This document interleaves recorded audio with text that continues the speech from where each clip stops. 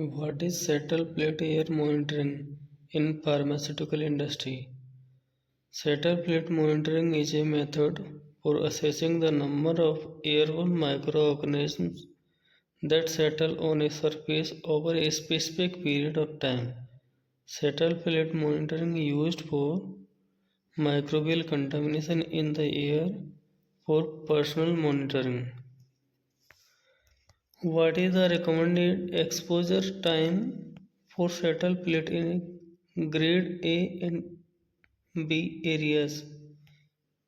EU GMP Annex 1 suggests exposing settle plates for up to 4 hours unless shorter duration are validated for specific processes. How often should settle plate monitoring be performed? EU GMP Annex 1 requires frequent monitoring, typically during every production batch in critical areas and at defined intervals in lower grade areas. What are the acceptable microbial limits for settle plate in grade A areas? According to EU GMP Annex 1, the action limit is 1 CFU colony forming unit in grade A areas for a 4 hours exposure period. How should settle fluid be handled after exposure? According to USP chapter number 1116, plates should be immediately covered, labeled, and transported aseptically to prevent contamination during transfer.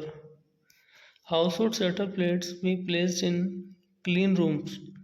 ISO 14644-1 recommends positioning plates in locations most representative of air quality such as near critical operations and airflow paths. What are the key steps for settle plate monitoring? Step 1. Preparing agar plates. Sterile agar plates are prepared with a suitable growth medium such as trypticase soy agar TSA or sabrodextrose agar SDA. Step 2. Exposing plates. Plates are exposed to the environment for a specified period, usually 30 minutes to 4 hours, to allow microorganisms to settle and grow. Step 3.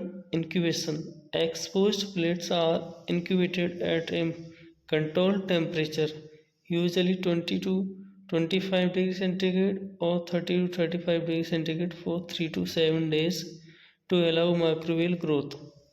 Step 4. Counting and identification.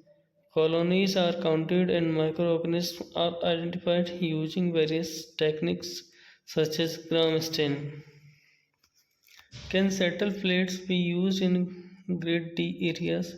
Yes.